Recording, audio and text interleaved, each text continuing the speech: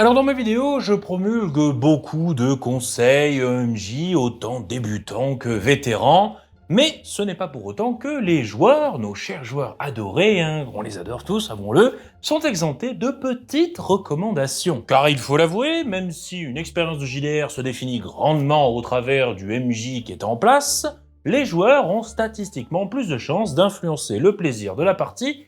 Tout simplement parce que, ils sont en surnombre comparé au MJ. Certes, cela reste pondéré par la faculté du MJ à disposer du dernier mot en bien des situations, mais il faut comprendre qu'en termes de social ou humainement, si je puis dire, cela reste une vérité qui est parfois un petit peu difficile à appréhender. Et comme dans toute interaction sociale cordiale, il y a toujours des choses à garder à l'esprit afin de ne point marcher sur les pieds des autres et rester dans un minimum de bienséance. Car oui, encore une fois, je le répète, mais empiéter avec ses gros sabots sur le plaisir des autres, ce n'est pas du tout avoir une personnalité affirmée, non pas du tout. C'est juste avoir des gros pieds qui servent généralement à supporter une grosse tête bien remplie de condescendance, d'idiotie et d'idées reçues. Bref, sans plus attendre donc, voyons donc quelques conseils pour aider à devenir un meilleur joueur de jeux de rôle autour d'une table pour le plaisir de tous, mais surtout pour le plaisir de soi-même.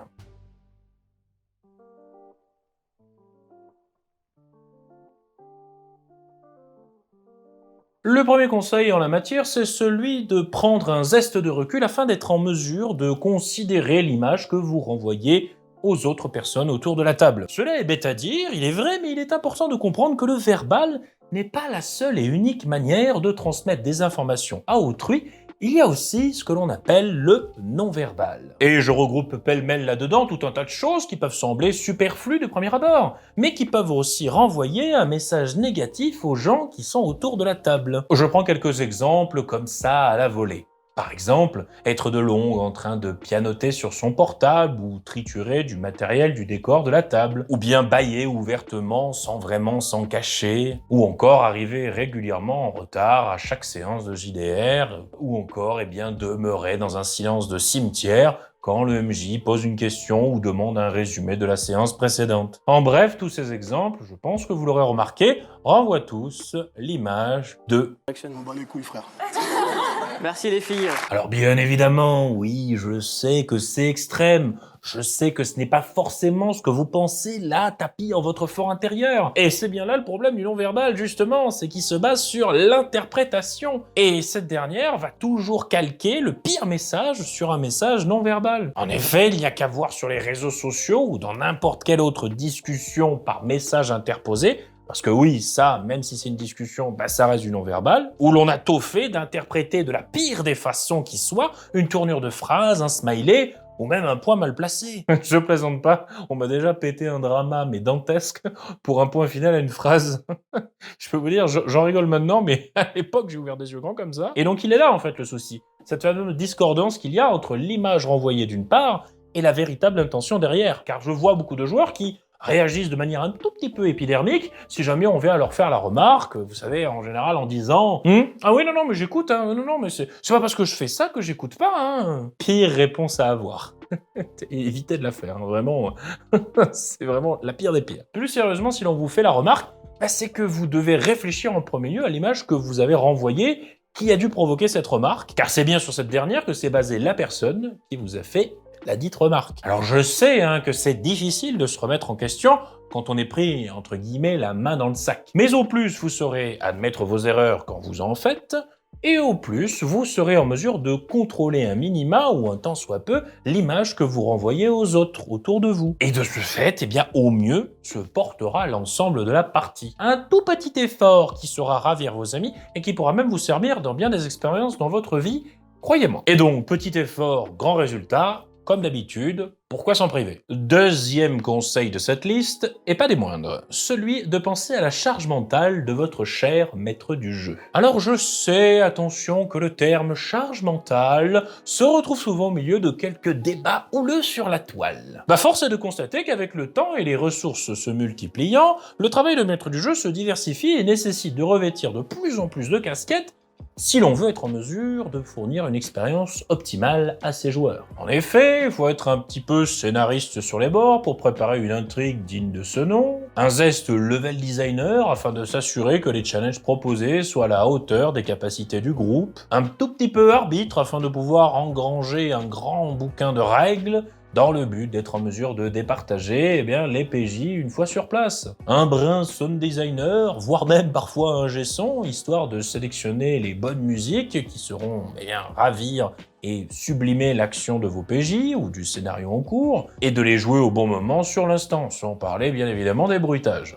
Un poquito graphiste afin de préparer ou trouver des fonds de cartes qui feront office de support pour l'action en cours, un peu animateur, voire même manager, car il faut bien garder en éveil tout un groupe de joueurs parfois distraits, il faut se l'avouer, un tout petit peu acteur, histoire de donner corps aux différents PNJ peuplant l'univers dans lequel vous êtes en train de créer cette aventure, un tantinet conteur portant de sa voix les diverses descriptions des lieux et situations que le groupe va rencontrer au cours de son aventure, un chouïa calculateur, ou du moins pas trop, on va dire, mal à l'aise avec les mathématiques, car quand il y a des jets de dés en pagaille, faut être en mesure de faire les calculs pour les traduire en description. Parfois même, il peut arriver qu'il ait besoin d'être policier aussi, car oui, ça peut arriver qu'il soit nécessaire de faire preuve d'autorité autour de la table. Et j'en oublie sans doute un paquet de ces fameuses casquettes. Et dis-moi, Jamy, et les joueurs dans tout ça, qu'est-ce qu'ils ont à faire? En fait, Fred, c'est très simple. Ils écoutent, disent ce que leur personnage fait, et ils jettent des dés.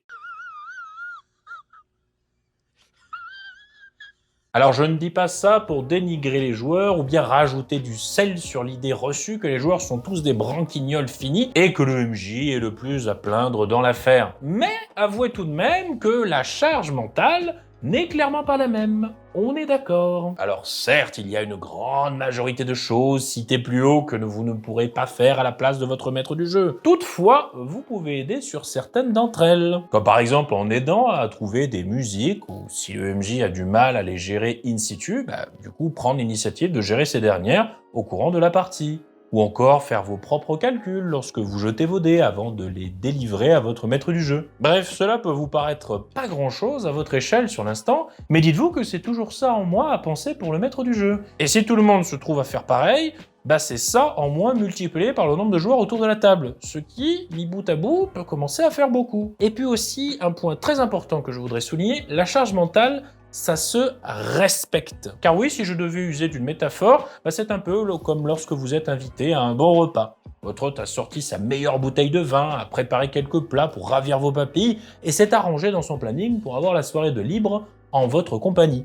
Bref, il a fait des efforts qui se révèlent invisibles à vos yeux sur l'instant, mais qui sont bien à l'origine de tout ce qui rend ce même instant très agréable pour vous. De ce fait, n'oubliez pas de respecter justement ces mêmes efforts. Même s'ils se révèlent perfectibles et ne conduisent pas toujours à une expérience au top de vos attentes, l'important c'est de garder à l'esprit que la personne qui vous a invité à partager ce repas ou cette partie de JDR a fait ça avec amour et application. Et ça, quoi qu'il advienne, ça se respecte. Ne serait-ce qu'avec un merci, tout simple, comme ça on a tendance à l'oublier, quand vient le moment de partir, ou bien d'autres attentions polies et emplies de sympathie.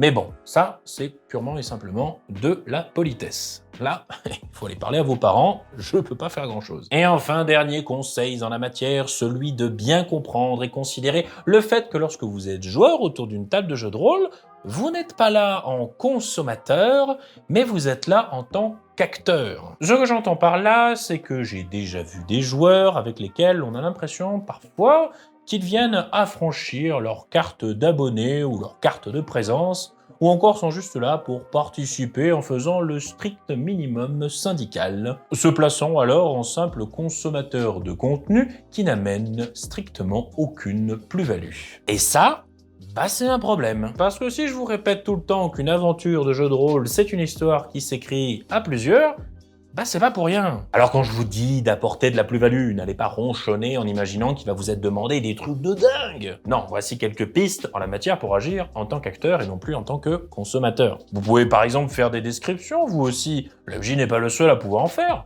sans pour autant partir dans des soliloques de plusieurs minutes. Répondez autrement que par un je tape le monstre avec une bonne épée » ou bien mon perso il est gras avec une barbe » quand le MJ vous demande ce que vous souhaitez faire ou bien de décrire votre personnage aux autres. Vous pouvez aussi bien réfléchir à d'autres stratégies que simplement attaquer le boss frontalement. Soyez celui qui aura l'idée farfelue de tenter de faire tomber un élément du décor sur ce dernier ou d'utiliser l'environnement à l'avantage du groupe. Rappelez-vous que vous êtes aussi responsable que le maître du jeu de la diversité des situations au cours de la partie. Ou vous pouvez aussi prendre des initiatives en termes de jeu. Si vous voyez que l'action patine, essayez d'être celui qui va proposer d'aller dans telle ou telle direction, histoire de relancer la dynamique d'un groupe qui serait en train de s'enliser. En bref, ne restez pas là les bras ballants à attendre que l'histoire avance en étant traîné comme un boulet de 15 tonnes par le maître du jeu. Dites-vous qu'une partie de JDR, c'est comme une partie de ping-pong. Si vous demeurez d'un côté de la table à regarder droit comme un poteau les balles passer les unes après les autres, vous risquez fort, à la longue, d'en frustrer plus d'un, et de ce fait, plus personne n'aura vraiment envie de jouer avec vous. Quoi qu'il en soit, voici venu le temps de conclure cette vidéo de conseil pour nos chers et tendres joueurs. Eh oui, tout a une fin, vous le savez bien, mais bon, vous pouvez continuer pareil ribambelle de conseils en commentaire, histoire d'aller au-delà de ma simple et humble analyse. Alors n'allez pas penser que vous êtes un mauvais joueur de jeu de rôle si vous vous êtes reconnu dans quelques-uns des traits négatifs cités durant cette vidéo. Chercher à devenir meilleur dans ce que l'on fait ne signifie pas pour autant que l'on est mauvais au départ. Alors oui, attention, il y a des mauvais rôlistes, je suis d'accord là-dessus, on en parlera dans une prochaine vidéo d'ailleurs, mais n'allez pas pour autant vous affubler du pire non plus. Quand on parle de mauvais rôlistes, l'on parle la plupart du temps de joueurs toxiques qui le sont même au-delà du cercle du loisir. Ce qui n'est sans doute pas votre cas, enfin, je l'espère bien évidemment. Quoi qu'il en soit, on est tous d'accord, personne n'est parfait. Et ces fameux conseils, je vous cache pas que moi-même, j'essaie de les appliquer à chaque fois que je joue au jeu de rôle. Et même, il m'arrive des fois de tout simplement faire des ratés, et après coup de me dire, merde, j'ai pas été un excellent bon joueur de jeu de rôle, ou j'ai fait quelques conneries, etc. On en fait tous des erreurs, c'est indéniable. Le tout après, c'est de les admettre, de les comprendre, et puis d'en tirer une leçon, avant de passer à la suite et de découvrir de nouvelles erreurs qui nous feront réajuster le tir encore et encore et encore. Au final, les erreurs se révèlent être les choses qui nous permettent d'apprendre le plus dans la vie, tout en servant de marchepied pour s'améliorer. Franchement, je trouve que ça dédramatise pas mal le fait de faire des erreurs. Et puis bon, très honnêtement, approchez, je vais vous faire une confidence.